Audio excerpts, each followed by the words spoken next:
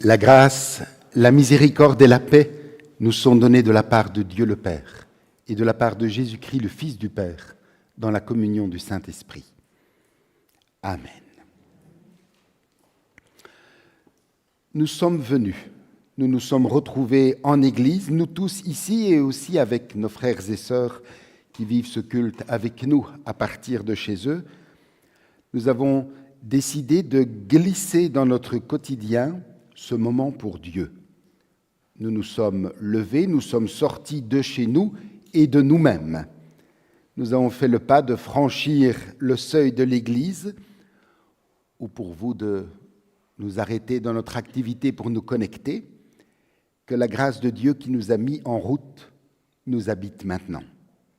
Que cette grâce allume en nous le feu de son amour, qu'elle réveille notre soif de le rencontrer, qu'elle rende plus forte notre faim en lui. En Jésus-Christ, son Fils et par le Saint-Esprit, je vous invite à la prière. Père, tu es là au milieu de nous. Ce temps de culte, tu nous l'offres pour accueillir une parole qui féconde notre existence. Ce temps de culte, tu nous le donnes pour partager avec des frères et sœurs notre adoration et notre prière. Donne-nous de pouvoir faire taire les voix qui nous encombrent pour être disponibles et recevoir de toi tout ce que tu veux nous offrir ce matin. Dans le nom de ton Fils, notre Sauveur. Amen. Je vous invite à vous lever pour louer l'Éternel en chantant du psaume 68, les strophes 3 et 5. Du psaume 68, nous chantons les strophes 3 et 5.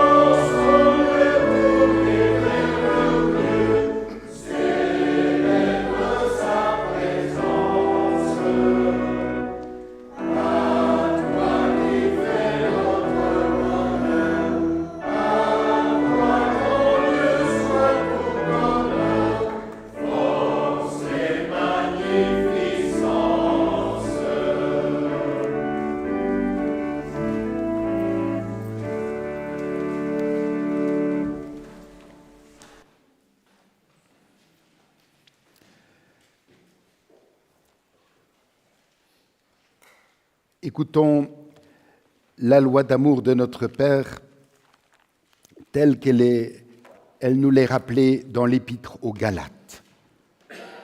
Portez les fardeaux les uns des autres et vous accomplirez ainsi la loi de Christ. Si quelqu'un pense être quelque chose, quoiqu'il ne soit rien, il s'abuse lui-même. Que chacun examine ses propres œuvres et alors il aura sujet de se glorifier pour lui seul et non par rapport à autrui, car chacun portera sa propre charge. Ne vous y trompez pas, on ne se moque pas de Dieu. Ce qu'un homme aura semé, il le moissonnera aussi. Celui qui sème pour sa chair moissonnera de la chair la corruption, mais celui qui sème pour l'esprit moissonnera de l'esprit la vie éternelle. Ne nous lassons pas de faire le bien, car nous moissonnerons au temps convenable si nous ne nous relâchons pas. Chers frères et sœurs, si au regard de cette loi d'amour parfaite, nous regardons en arrière notre semaine écoulée, nos manquements, nos limites, nos étroitesses apparaissent vite à nos yeux. C'est pourquoi nous faisons maintenant humble confession de nos fautes. Prions.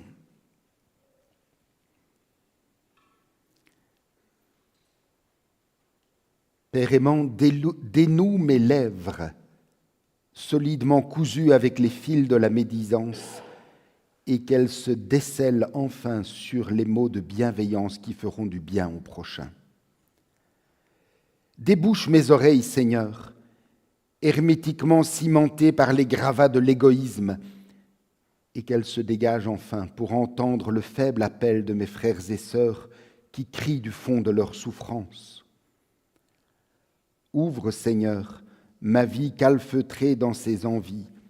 Ouvre, Seigneur, mon cœur encerclé dans sa dureté, afin qu'ensemble, par des paroles et par des actes, ils se mettent à chanter clairement la musique de l'Évangile. Amen.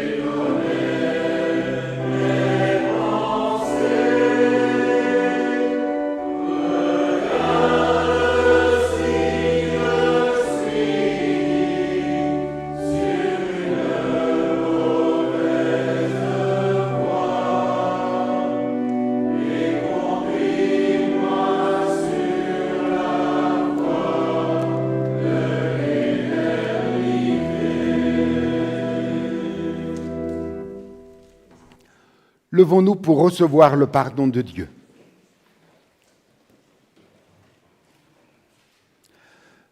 Dans sa première épître, Jean le déclare avec force et conviction : « Voici comment Dieu a manifesté son amour pour nous. Il a envoyé son Fils unique dans le monde, afin que nous ayons la vie par lui. » Et il poursuit avec ces mots : « Et l'amour consiste en ceci, non pas en ce que nous avons aimé Dieu, mais en ce qu'il nous a aimés le premier, et qu'il a envoyé son Fils pour être le sauveur du monde. » Oui, Dieu est amour. À tous ceux qui se tournent vers Dieu et cherchent leur salut en Jésus-Christ, au nom du Père, du Fils et du Saint-Esprit, nous déclarons que Dieu accorde ici et maintenant le pardon de leurs péchés. Amen.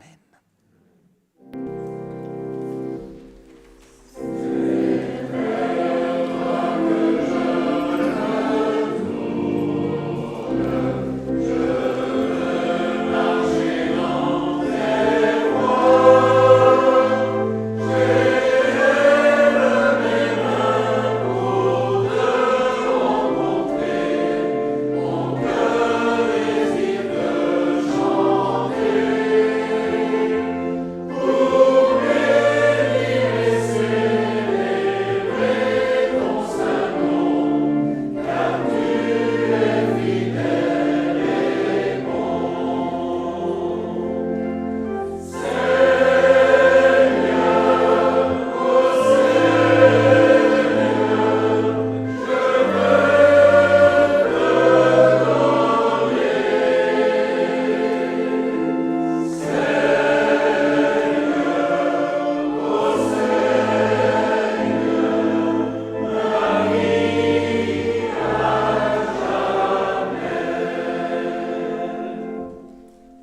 Rétablis dans notre communion avec Dieu, nous pouvons confesser notre foi.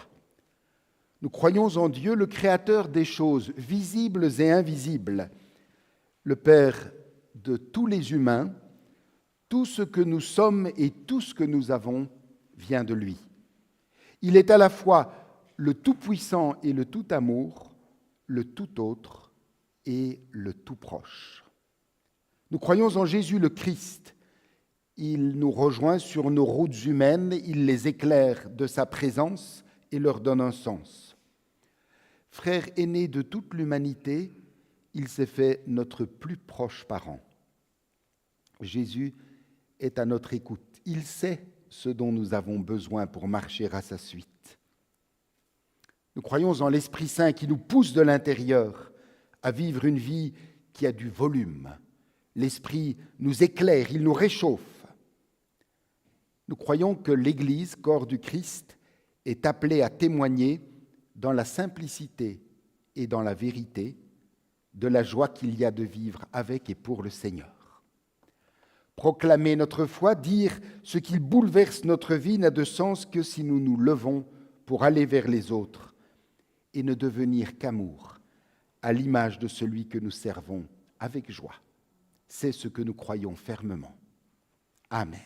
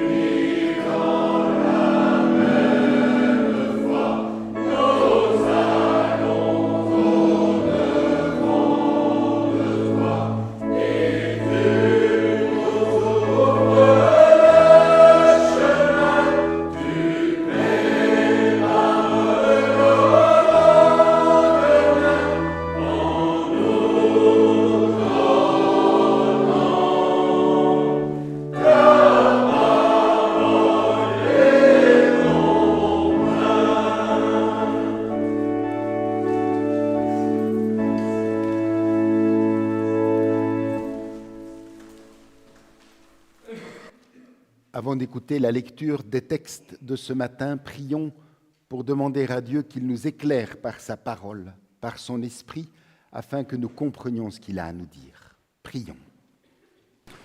Père, ta parole est comme le feu. Éclaire-nous. Ta parole est comme l'eau.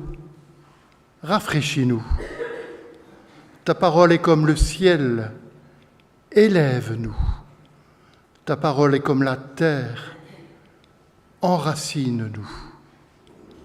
Nous ne comptons pas sur nos paroles, paroles humaines qui oublient et déçoivent. Éclairés par ton Saint-Esprit, nous comptons sur ta parole. Tu es Dieu de mémoire, tu es Dieu d'espérance. Amen. La première lecture de ce matin se trouve dans le livre de Jonas, le prophète Jonas, au chapitre 3, à partir du verset 10 jusqu'au chapitre 4, verset 11. Donc, Jonas, nous commençons au chapitre 3, verset 10. Dieu vit comment les Ninivites réagissaient. Il constata qu'ils renonçaient à leurs mauvaises actions. Il revint alors sur sa décision et n'accomplit pas le malheur dont il les avait menacés. Jonas prit très mal la chose et se mit en colère. Il adressa cette prière au Seigneur. « Ah, Seigneur, voilà bien ce que je craignais lorsque j'étais encore dans mon pays, et c'est pourquoi j'ai fui vers Tarsis. Je savais que tu es un Dieu bienveillant et plein de tendresse, lent à la colère et d'une immense bonté, toujours prêt à revenir sur tes menaces. Eh bien, Seigneur, laisse-moi mourir, car je préfère la mort à la vie. As-tu raison d'être en colère ? lui demanda le Seigneur. Jonas sortit de la ville et s'arrêta à l'est de Ninive. Là, il se fit une cabane à l'abri de laquelle il s'assit. Il attendait de voir ce qui allait se passer dans la ville. Le Seigneur Dieu fit pousser une plante, plus haute que Jonas, pour lui donner de l'ombre et le guérir de sa mauvaise humeur. Jonas en éprouvant une grande joie. Mais le lendemain, au lever du jour, Dieu envoya un ver s'attaquer à la plante et elle sécha. Puis, quand le soleil parut, Dieu fit souffler de l'est un vent brûlant. Le soleil tapa sur la tête de Jonas, qui faillit s'évanouir. Il souhaita mourir et dit « Je préfère mourir que vivre ». Dieu lui demanda « As-tu raison d'être en colère au sujet de cette plante ?» Jonas répondit « Oui, j'ai de bonnes raisons d'être en colère au point de désirer mourir. » Le Seigneur reprit « Écoute, cette plante ne t'a donné aucun travail. Ce n'est pas toi qui l'as fait pousser. Elle a grandi en une nuit, elle a disparu la nuit suivante. Pourtant, tu en as pitié. Et tu voudrais que moi, je n'ai pas pitié de Ninive, la grande ville où il y a plus de 120 000 êtres humains qui ignorent ce qui est bon ou mauvais pour eux, ainsi qu'un grand nombre d'animaux. Notre deuxième lecture se trouve dans la première épître à Timothée, au chapitre 2, les 4 premiers versets. 1 Timothée 2, à partir du verset 1er. En tout premier lieu, je recommande que l'on adresse à Dieu des demandes, des prières, des supplications et des remerciements pour tous les êtres humains. Prions pour les rois et pour toutes les personnes qui détiennent l'autorité, afin que nous puissions mener une vie tranquille, paisible, respectable, dans un parfait attachement à Dieu.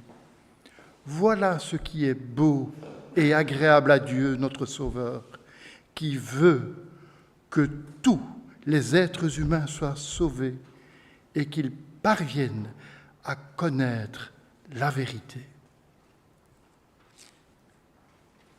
Et l'évangile de ce matin se lit dans l'évangile de Luc, au chapitre 15, à partir du verset 1er. Luc 15, à partir du verset 1er. Tous les publicains et les gens de mauvaise vie s'approchaient de Jésus pour l'entendre. Et les pharisiens et les scribes murmuraient, disant « Cet homme accueille les gens de mauvaise vie et il mange avec eux. » Mais Jésus leur dit cette parabole. « Lequel d'entre vous, s'il a 100 brebis et qu'il en perd une, ne laisse les 99 autres dans le désert pour aller à la recherche de celle qu'il a perdue jusqu'à ce qu'il la trouve. Lorsqu'il l'a trouvée, il la met avec joie sur ses épaules et de retour à la maison, il appelle ses amis et ses voisins et il leur dit « Réjouissez-vous avec moi car j'ai trouvé ma brebis qui était perdue. » De même, je vous le dis, il y aura plus de joie dans le ciel pour un seul pécheur qui se repent que pour 99 justes qui n'ont pas besoin de repentance. Le psalmiste déclarait « Ta parole est une lampe à mes pieds, une lumière sur mon sentier. Seigneur, éclaire nos cœurs et nos esprits par ta lumière, afin que ta parole produise en nous ses fruits. Amen. » Et pour nous préparer à méditer ces textes, je vous invite à chanter du cantique 225, les strophes 1 et 2. Du cantique 225, nous chantons les 2 premières strophes.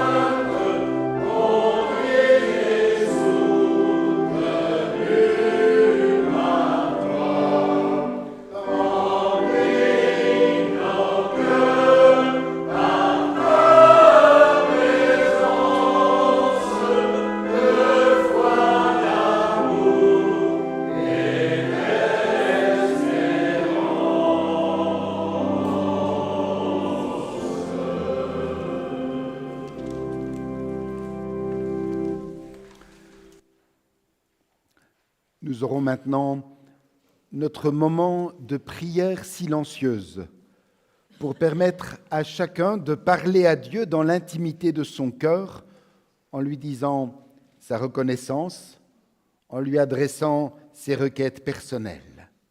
Que ce temps de silence que nous allons vivre maintenant soit pour chacun et chacune l'occasion d'une rencontre profonde avec Dieu.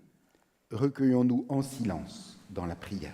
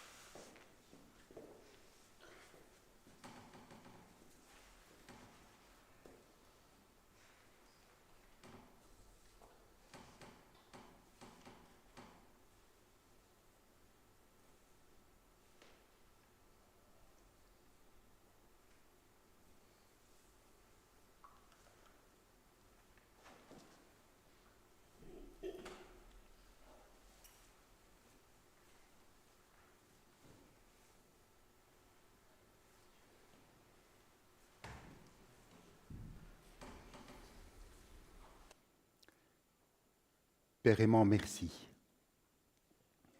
Merci parce que dans le désordre et le chaos de notre monde, comme aussi dans tous ces bruits du dedans, ce bousculement de nos idées, tu nous offres, en nous invitant dans ta maison, tu nous offres un moment de calme, un moment de paix.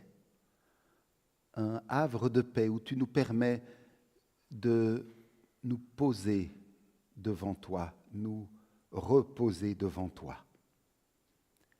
Merci parce que, en nous permettant de marquer une halte dans la course effrénée de notre vie de tous les jours, tu nous donnes l'opportunité de reprendre souffle, de nous recentrer sur les choses qui comptent vraiment et aussi de nous ressourcer à l'eau vive de ta parole. Oui, merci pour ce privilège et cette joie que tu nous accordes de pouvoir ainsi nous enraciner toujours plus dans ton amour, afin de rayonner autour de nous la joie de t'appartenir. Père aimant, nous te prions pour tous nos frères et sœurs qui passent par l'épreuve, qui souffrent dans leur corps, dans leur cœur, dans leur âme,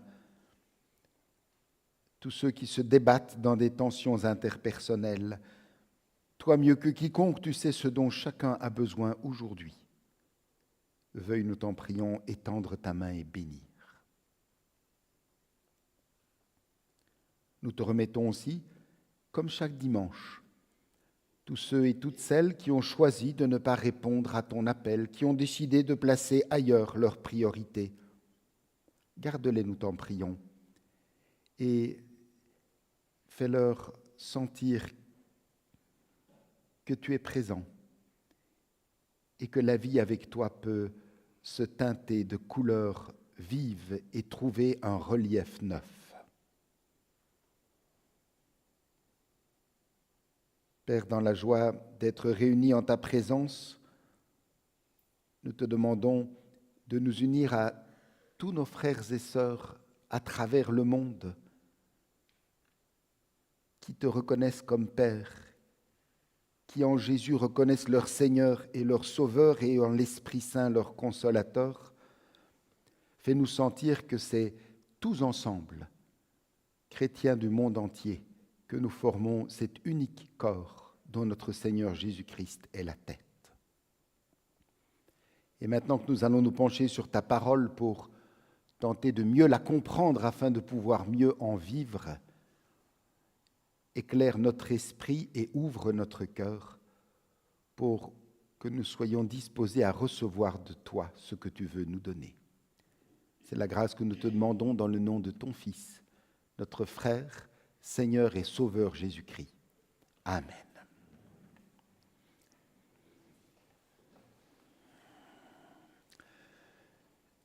Chers frères et sœurs, le verset que nous retiendrons ce matin pour nous conduire dans notre méditation est une affirmation splendide qui résume l'Évangile tout entier dans la première épître à Timothée, chapitre 2, verset 4, là où Paul dit à son jeune disciple « Dieu veut que tous les humains soient sauvés et qu'ils parviennent à connaître la vérité. » Dieu veut que tous les humains soient sauvés et qu'ils parviennent à connaître la vérité. Voilà le cœur battant de la foi chrétienne. Un Dieu qui ne se résigne pas à la perte d'un seul. Un Dieu dont l'amour est assez vaste pour embrasser le monde entier. Un Dieu qui veut attirer à lui chaque être humain. Et ce n'est pas une vague sympathie. Il s'agit vraiment d'une volonté ferme, d'une détermination claire. Dieu veut, dit l'apôtre, Dieu veut que tous les humains soient sauvés et qu'ils parviennent à connaître la vérité. Cette volonté de salut universel, nous la retrouvons illustrée par le récit de Jonas. Souvenons-nous, Dieu envoie son prophète à Ninive, capitale païenne, grande ville réputée pour sa violence, sa débauche et son idolâtrie. Et la mission de Jonas est claire, prêcher dans cette grande ville pour offrir aux habitants une occasion de revenir sur un chemin droit. Mais Jonas refuse. Il va même prendre la fuite, il va embarquer pour Tarsis, il fuit vers l'horizon opposé. Dieu l'envoie là, il va là, comme s'il voulait échapper à Dieu, comme si la grâce avait des frontières. Et pourtant, Dieu va rattraper son prophète. Alors, c'est tout un long récit avec une tempête, des marins terrifiés, un grand poisson qui engloutit Jonas et le garde 3 jours dans ses entrailles. Peu importe. De toute façon, tout cela va conduire Jonas malgré lui à Ninive, où il va finir par proclamer la parole de Dieu. Jonas peut enfin prêcher à Ninive. Et là, retournement inattendu, tous, du roi jusqu'au plus humble, tous dans cette énorme ville se repentent et se tournent vers l'Éternel. Je crois que c'est le plus improbable des réveils spirituels qui éclatent dans une ville païenne. Oui, les Ninivites se laissent interpeller par Dieu. Ils reconnaissent que leurs voies ne sont pas conformes à sa volonté et ils décident de se repentir. On pourrait dire que la prédication de Jonas a porté. Or, le texte souligne Jonas le prit très mal et il se mit en colère. Pourquoi une telle réaction? Il a prêché, sa prédication a été entendue, elle a produit des fruits. Au lieu de se réjouir, Jonas se met en colère. Il trouve cela tout à fait insupportable. Pourquoi? Parce que pour lui, Dieu n'a pas le droit de pardonner l'ennemi. Jonas est prisonnier de son nationalisme et de ses rancunes. Il ne peut pas concevoir que la grâce de Dieu franchisse les frontières de son peuple. Chers frères et sœurs, reconnaissons-le, il nous arrive quelquefois d'être nous aussi comme Jonas. N'avons-nous pas du mal à admettre que Dieu aime aussi ceux que nous considérons comme nos adversaires? Ceux dont les idées et les comportements nous irritent? Ne nous arrive-t-il pas de vouloir restreindre le cercle de la grâce, d'oser même penser que certains en sont indignes? Jonas, pour lui, c'est clair. On l'a bien entendu dans la lecture. Il préfère mourir plutôt que de voir Dieu faire grâce à ce peuple. L'image est saisissante. Jonas préfère mourir. Il apparaît vraiment ici comme un anti-Élie. Le contraste est frappant. Souvenons-nous que Élie, qui était découragé, il voulait aussi mourir parce que sa prédication ne portait pas de fruits. Mais Jonas, lui, demande la mort parce que sa prédication a trop bien porté. Ah oui, elle a trop bien porté. Il y a un peuple entier qui se détourne du mal pour revenir à Dieu. Et l'Éternel va confronter Jonas pour le faire réfléchir. Il lui dit, « Fais-tu bien de te mettre en colère parce que je suis un Dieu d'amour et que je décide librement qui j'aime ?» Jonas pourtant s'obstine. Dieu lui demande, « Fais-tu bien de te mettre en colère ?» Et il ose répondre, « Oui, j'ai raison. » Il va s'installer à l'écart sur une colline pour observer, pour guetter la catastrophe.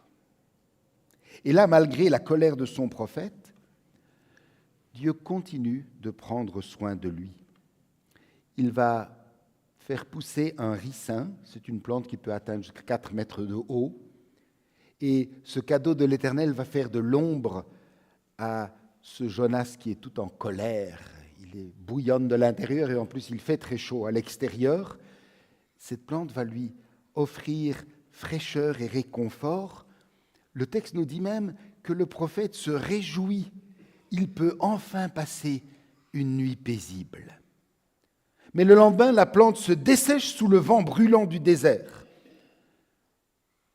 Et notre Jonas, encore une fois, va se révolter et encore une fois, il va demander la mort. Et c'est alors que vient la grande leçon de ce petit opuscule de Jonas. Écoutons ce que l'Éternel dit au verset 10. Il confronte vraiment son prophète en lui disant, « Jonas, toi, tu t'apitoies sur ce ricin qui ne t'a coûté aucune peine, que tu n'as pas fait pousser et qui est sorti de la terre dans l'espace d'une nuit et a péri la nuit suivante.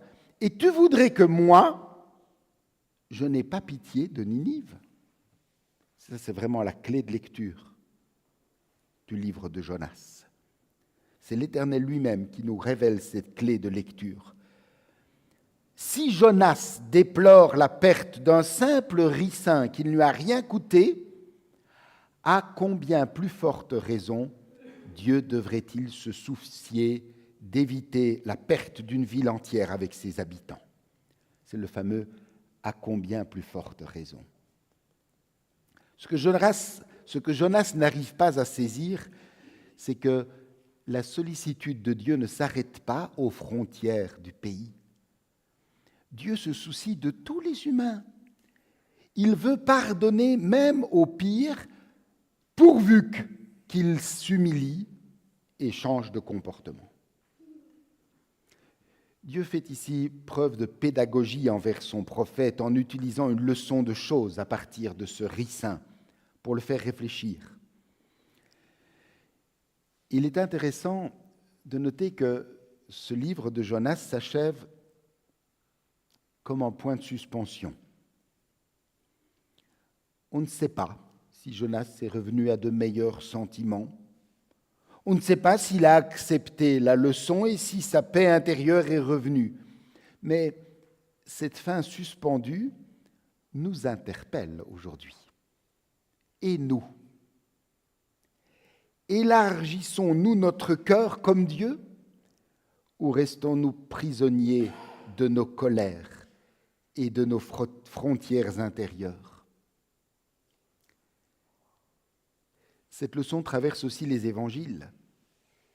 Souvenons-nous, les pharisiens sont indignés de voir Jésus manger avec des pécheurs notoires. Il parle avec eux, c'est déjà pas rien, mais en plus il mange avec eux. Jésus entend cela, mais il ne veut pas rentrer dans la polémique.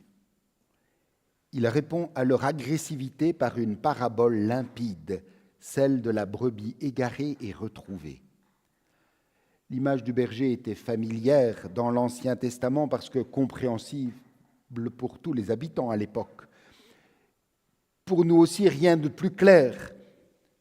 100 brebis au matin, 99 le soir, il en manque donc une. Que fait le bon berger? Il ne s'assoit pas satisfait de n'avoir perdu qu'une brebis. Pas question de parler comme aujourd'hui en termes de perte et profit. Nous ne nous trouvons pas dans une logique de rentabilité et de comptabilité. Non, le mot-clé ici, c'est l'amour.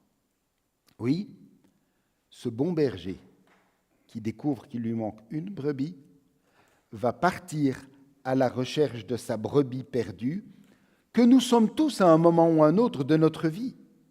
Et lorsqu'il la retrouve, il ne la fait pas crouler sous le poids des reproches. Jésus dit, il la prend sur ses épaules et il se réjouit de la communion retrouvée. Il en est de même pour nous. Lorsque nous confessons nos péchés à Dieu, il nous les pardonne et se réjouit de nous avoir retrouvés. Voilà le cœur de Dieu, un amour qui ne supporte pas qu'un seul se perde. Réécoutons notre capitule, le verset que nous retenons ce matin. Dieu veut, c'est vraiment une volonté ferme, Dieu veut que tous les humains soient sauvés et qu'ils parviennent à connaître la vérité. Par la bouche de son apôtre, l'Éternel nous rappelle ici deux choses essentielles. Premièrement, Dieu veut que tous les humains soient sauvés. Tous. Ninive et la brebis perdue en sont les images. Personne n'est trop loin, personne n'est trop perdu, personne n'est exclu. Chers frères et sœurs, cet amour sans frontières nous oblige. Si Dieu ouvre les bras à tous, nous ne pouvons pas les garder fermés. Si lui élargit son cœur, nous sommes appelés nous aussi à élargir le nôtre. Nous pouvons alors devenir ses mains, sa voix, ses pas, envoyés vers ceux qu'il aime. Et deuxièmement, Dieu veut que tous les humains soient sauvés et qu'ils parviennent à connaître la vérité. C'est la volonté de Dieu, que tous les humains connaissent la vérité. Et dans le contexte de cette lettre à Timothée, les faux enseignements à l'époque circulaient, des doctrines confuses qui détournaient de l'Évangile. On pourrait dire que oui, mais aujourd'hui nous vivons dans un autre monde. Certes, mais la tentation, même si elle est différente, est toujours réelle. Aujourd'hui, ce serait plutôt la tentation du syncrétisme, ce mélange de croyances, cette idée que toutes les vérités se valent et qu'on peut se fabriquer sa propre petite foi à la carte.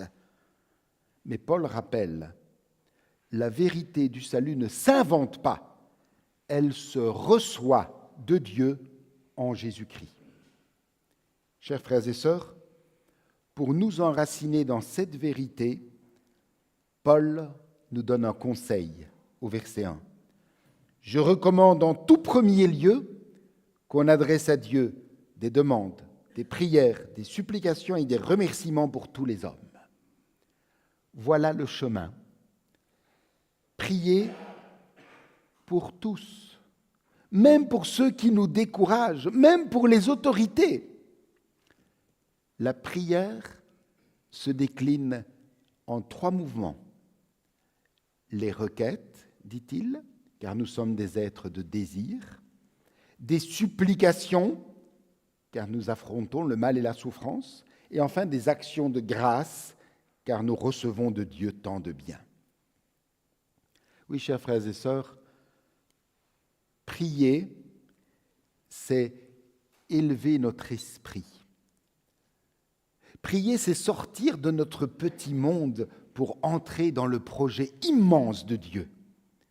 Prier, c'est respirer au souffle, au rythme du souffle divin. C'est finalement apprendre à aimer plus large, plus haut, plus vrai. Chers frères et sœurs, emportons cette parole comme nourriture pour la semaine, 1 Timothée 2,4. Dieu veut que tous les humains soient sauvés et qu'ils parviennent à connaître la vérité. Que cette parole ne reste pas pour nous une citation lointaine, mais qu'elle devienne véritablement une respiration quotidienne, qu'elle inspire nos regards, nos paroles, nos gestes.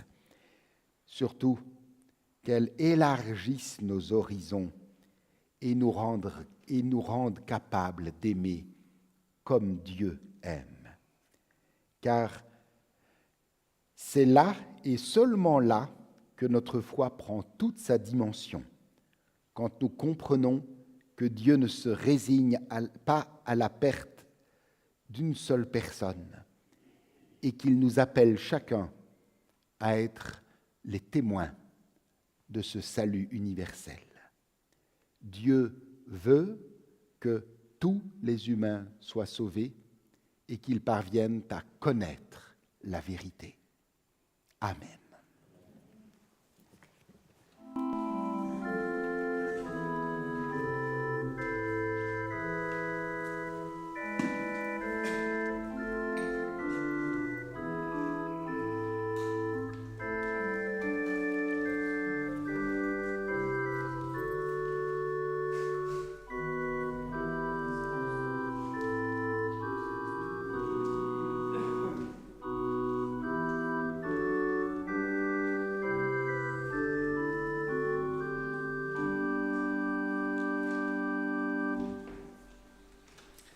C'est le moment des annonces.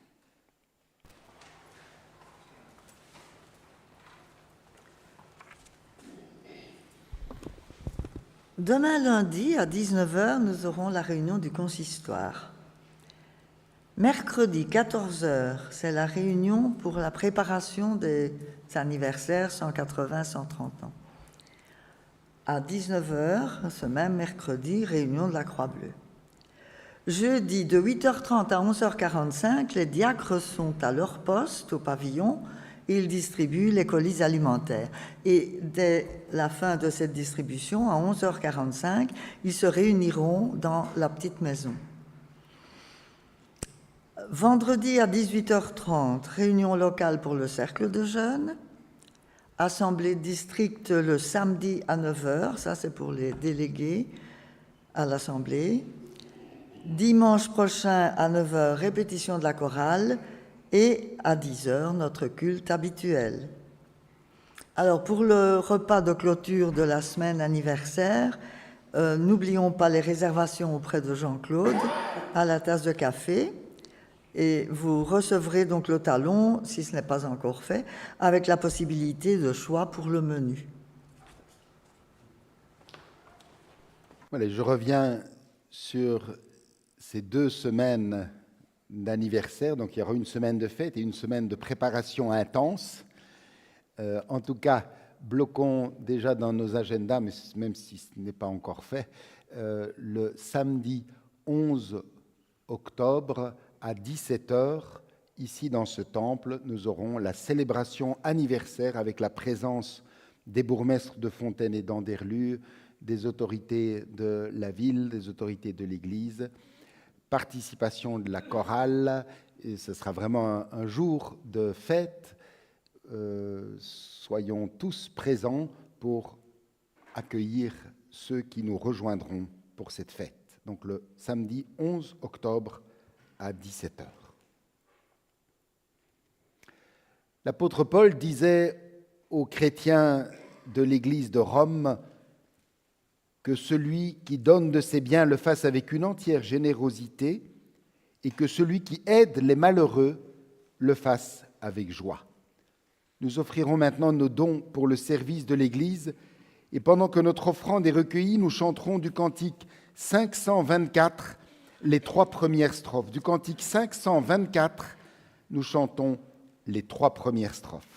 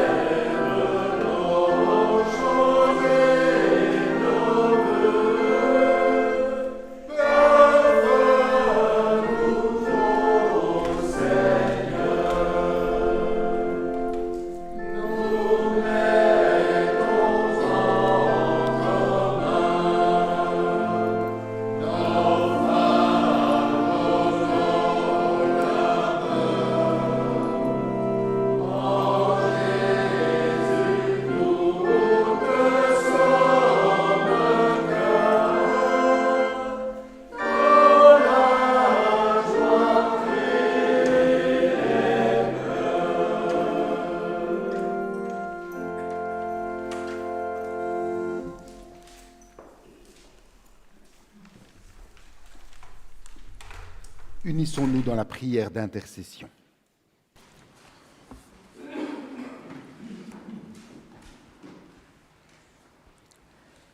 Donne ton pain, Seigneur, à tous ceux qui ont faim. Donne faim de toi à ceux qui ont du pain. Car toi seul, Seigneur, peux rassasier notre désir. Nous te prions, Seigneur. Donne ta force à ceux qui sont faibles.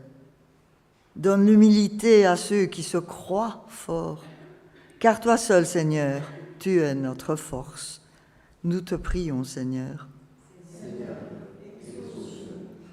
Donne la foi à ceux qui doutent et donne le doute à ceux qui croient te posséder. Car toi seul, Seigneur, tu es la vérité.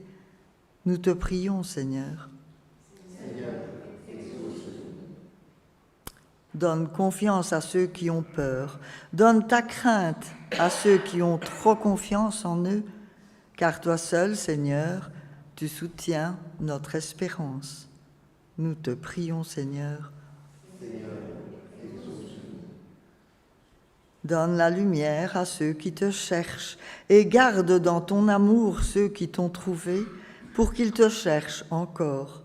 Car toi seul, Seigneur, tu peux combler notre amour. Nous te prions, Seigneur. Seigneur, écoute-nous. Seigneur, exauce-nous. Au nom du Christ. Amen. Je vous invite à vous lever, élevons nos cœurs vers le Seigneur. Nous te rendons grâce, Père fidèle et tendre, de nous avoir donné Jésus, ton Fils, notre Seigneur et notre frère. Son amour s'est manifesté aux pauvres et aux malades, aux petits et aux pécheurs. Il accueille nos fragilités, il accompagne toute détresse. C'est pourquoi nous te louons et te glorifions, nous célébrons ta bonté et ta fidélité et proclamons l'hymne de ta gloire. Saint, Saint, Saint est le Seigneur.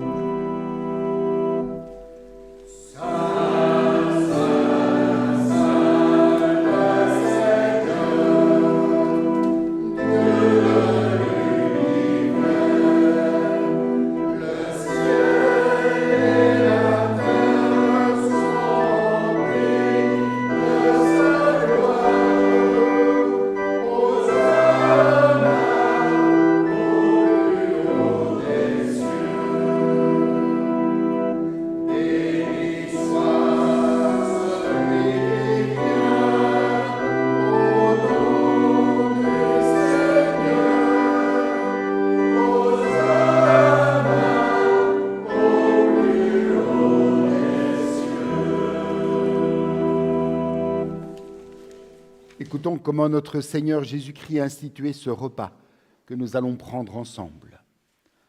Dans la nuit où il fut livré, Jésus prit du pain et, après avoir rendu grâce, il le rompit, le donna à ses disciples en disant « Prenez, mangez, ceci est mon corps qui est donné pour vous, faites ceci en mémoire de moi. » De même, après le souper, Jésus prit la coupe et, après avoir rendu grâce, il la leur donna en disant « Buvez-en tous, ceci est mon sang, le sang de l'alliance nouvelle répandu pour vous en rémission des péchés. Faites ceci en mémoire de moi.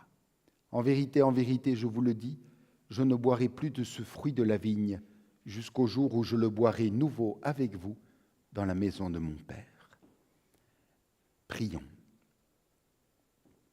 Père, autour de cette table, nous faisons mémoire des paroles et des gestes de Jésus-Christ, de sa mort, de sa résurrection, et nous attendons son retour.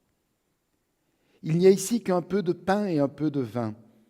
Envoie sur nous ton Saint-Esprit pour que nous les recevions comme les signes dont notre foi a besoin pour discerner la présence de Jésus-Christ au cœur de notre vie.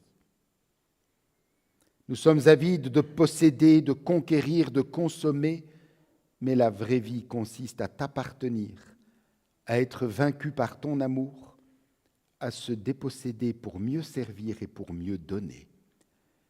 Par ce repas, fais-nous renaître à l'image de celui qui s'est donné lui-même pour nous. Amen.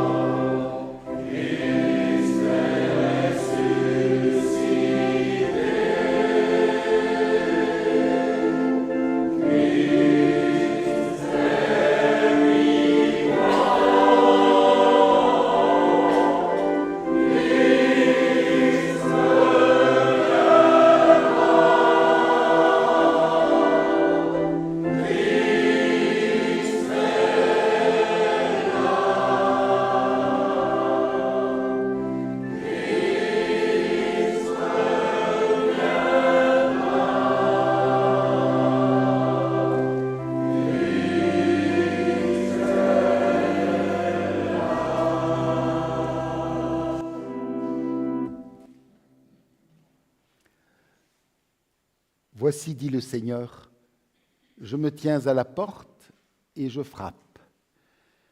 Si quelqu'un entend ma voix et ouvre la porte, j'entrerai chez lui, je me mettrai à table avec lui et lui avec moi. Chers frères et sœurs, en venant entourer la table du Seigneur, souvenons-nous que notre seule dignité ne vient pas de nous, mais bien de la grâce du Christ. C'est en reconnaissant notre indignité que nous recevons pleinement son amour. Venez, dit le Seigneur, car tout est prêt. Et j'invite ceux qui sont au deuxième rang à passer devant, la même chose là.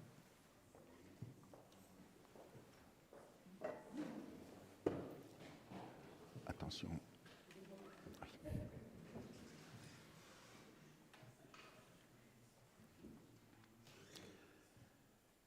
Le pain que nous rompons est la communion au corps de notre Seigneur Jésus-Christ qui a été donné pour nous.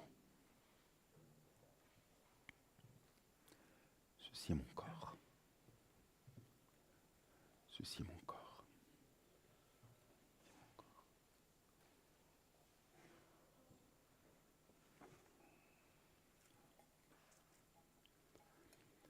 Lorsque nous recevons le pain, nous communions d'emblée. Et lorsque nous recevons la coupe, nous la gardons en main pour pouvoir communier ensemble.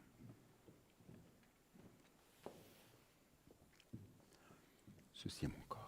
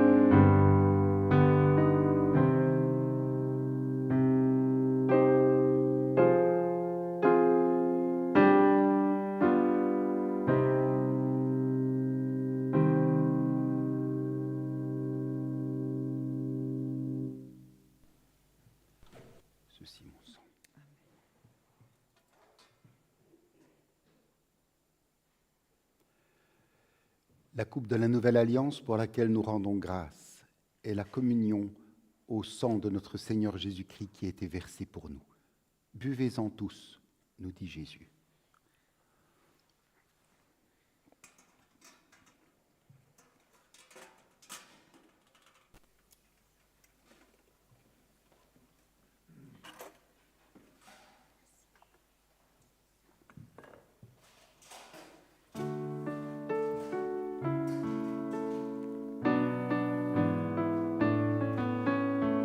Oui, c'est en Dieu que mon âme se confie, de lui vient mon salut. Oui, c'est lui qui est mon rocher et mon salut, ma haute retraite, je ne chancellerai guère. Oui, mon âme, confie-toi en Dieu, car de lui vient mon salut. Sur Dieu repose mon salut et ma gloire, le rocher de ma force, mon refuge sont en Dieu. En tout temps, peuple, confiez-vous en lui, répandez vos cœurs en sa présence. Dieu est notre refuge. Dieu a parlé une fois, 2 fois j'ai entendu ceci, c'est que la force est à Dieu. À toi aussi, Seigneur, la bonté, car tu rends à chacun selon ses œuvres. Oui, c'est en Dieu que mon âme se confie, de lui vient mon salut.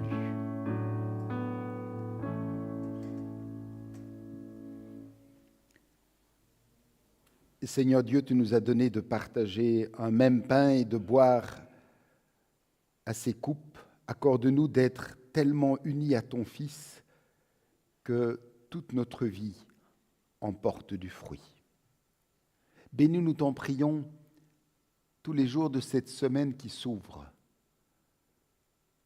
Donne-nous de pouvoir y vivre chaque événement, petit ou grand, en nous souvenant combien ton amour est grand, large, ouvert, que le nôtre soit à l'image du tien. Aide-nous dans nos paroles, nos pensées, nos actes, à avoir ce même amour don. Nous te le demandons dans le nom de ton Fils, notre Seigneur Jésus-Christ, qui nous a appris à t'appeler Père et à te dire d'une même voix, en nous donnant la main en signe d'unité,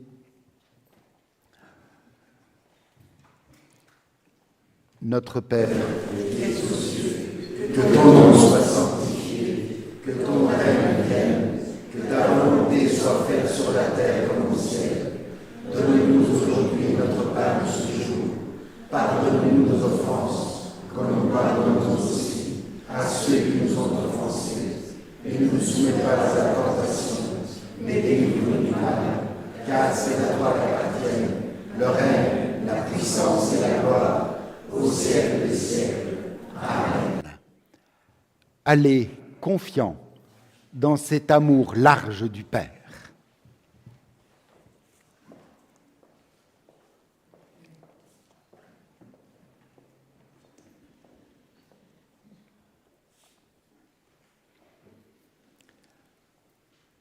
Un père de l'Église du IVe siècle, Jean Chrysostome, disait ceci: « Rentrez à la maison et préparez 2 tables, l'une avec les plats de la nourriture et l'autre avec les plats de l'écriture.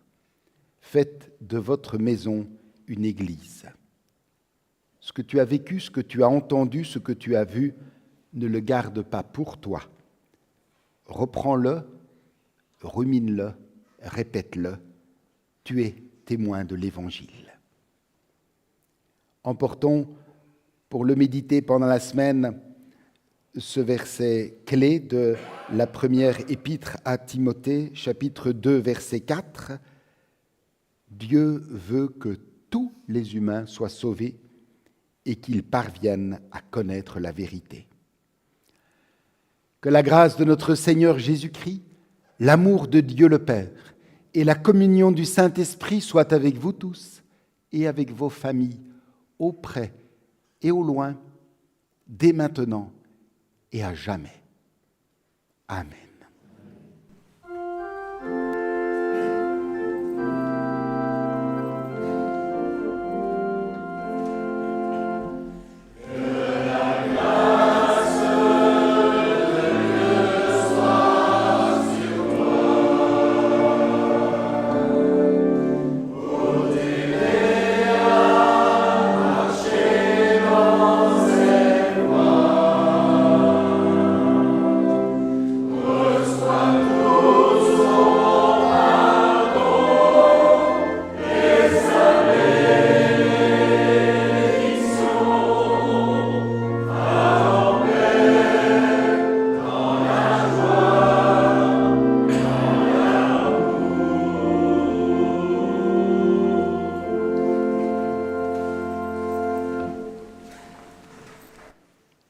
À vous qui nous rejoignez par la magie d'Internet, nous adressons notre salut fraternel.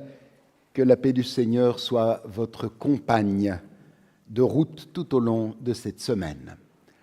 À dimanche prochain.